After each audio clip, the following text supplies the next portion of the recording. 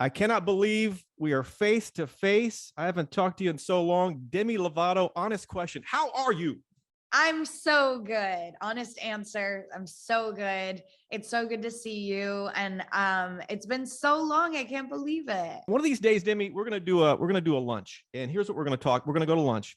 We're gonna get some coffee or whatever. What's your preferred type of food? Italian, Mexican? What are we doing? Sure. Ooh, I like my favorite is Mexican food. Okay, we're doing Mexican food. We'll have some chips and all that stuff, and we're gonna talk about life. We're going to talk about music, and just stuff. And then you and I are going to have a serious conversation about the paranormal. Yes, I was hoping you would say that. I can't wait. Of course, I'm obsessed with the paranormal. Yeah, Demi, you know this, but my God, we need to get together. Demi, this new album, this new single, which we're going to jump in all this.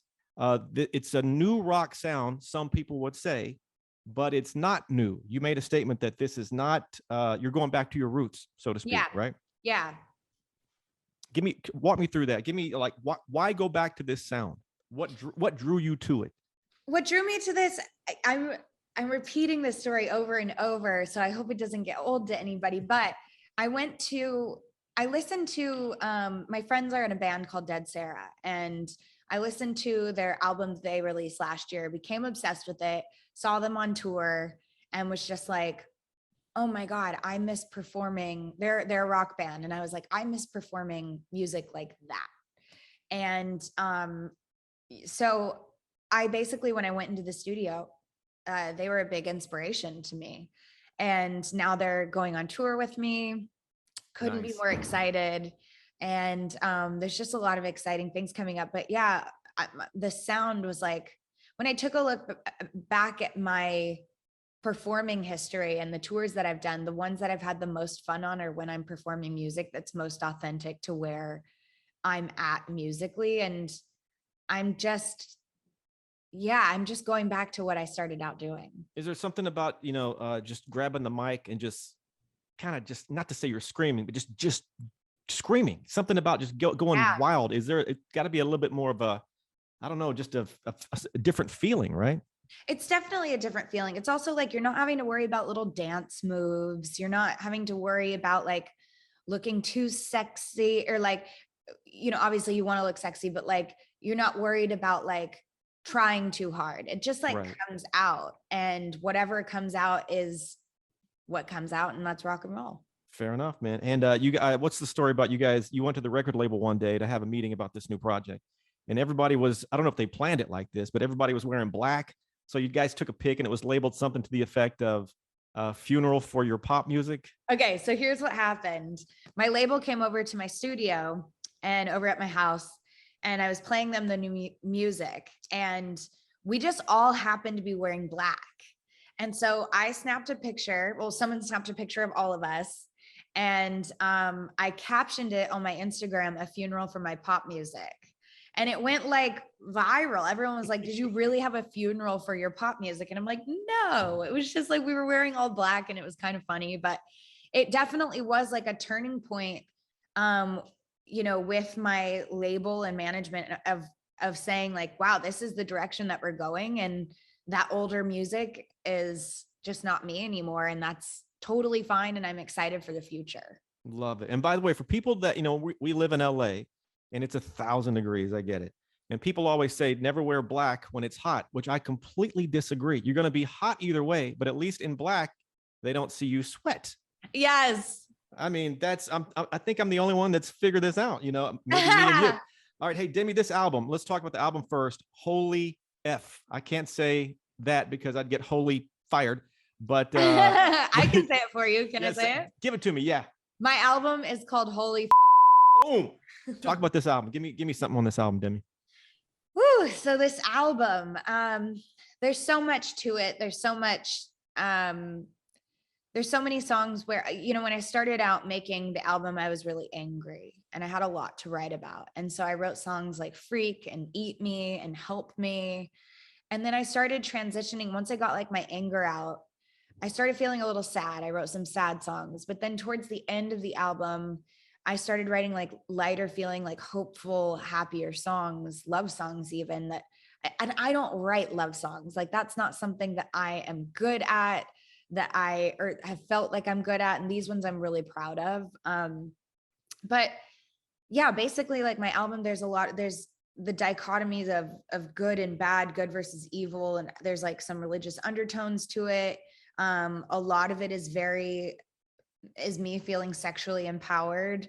And so there's a lot to this album, and I hope that everyone gets a little bit of something from it and that they love it.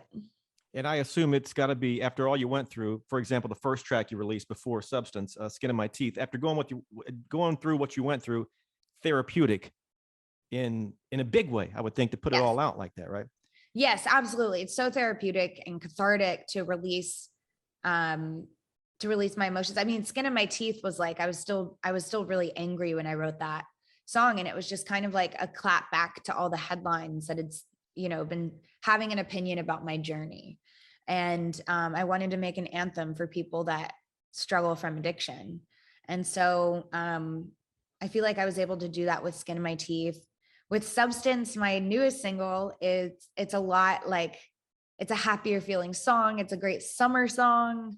And I can't wait for it to be released. The tour, give me some details on the first tour in, I think it's 4 years, right? Yes, I haven't toured in 4 years. Do you miss the road life? I mean, because I talk to a lot of artists, as you know, and a lot of them, when they're at home, they want to be on the road.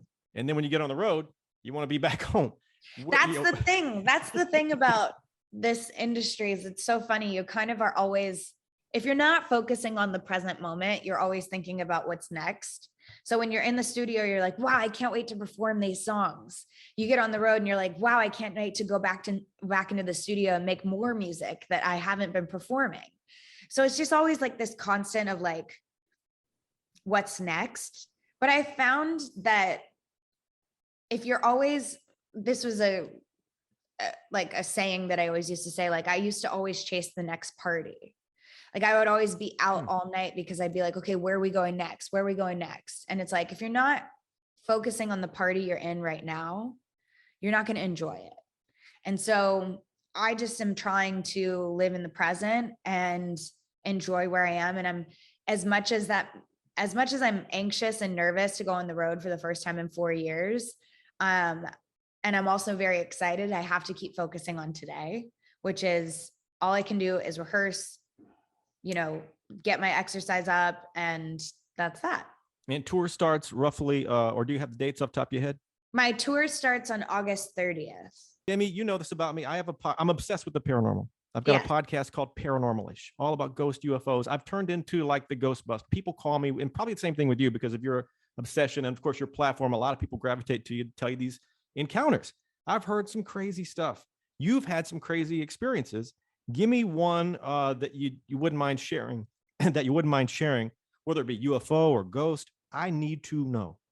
Well, since you're leaning more towards like paranormal stuff, I'm going to share a ghost story that happened to me when I was younger. So my house in Texas, my childhood home, was really haunted.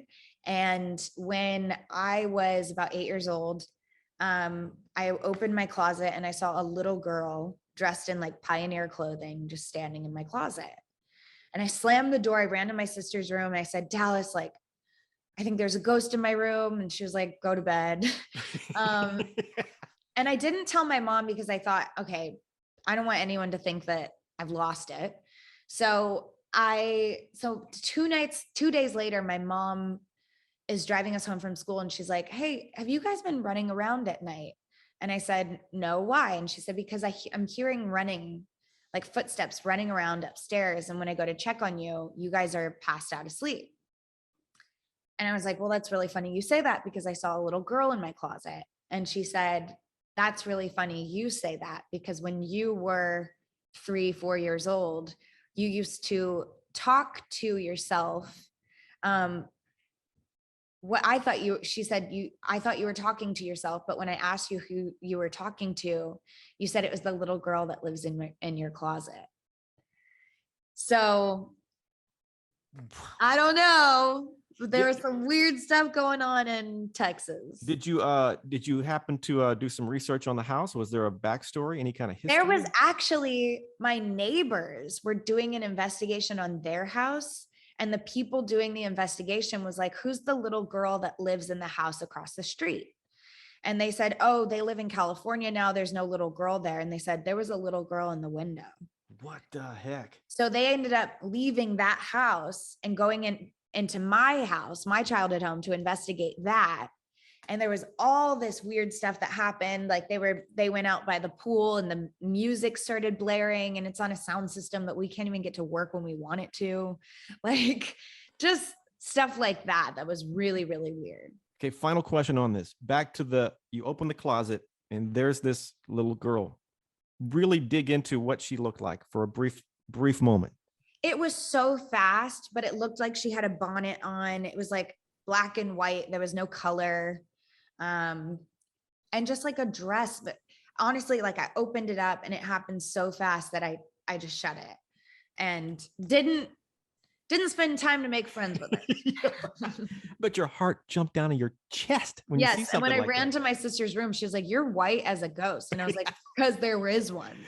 Yeah, Dallas, what the heck? Yeah. Oh man, tell Dallas I said hello, Demi. I will. And Demi, it's so good to see you. I can't wait to see you in person. Congrats on everything. It's so great to see you. Love you too. Thank you. Of course, at the end of every interview, fist bump to make it official. Tap the cam, Demi. Give me a little, yeah.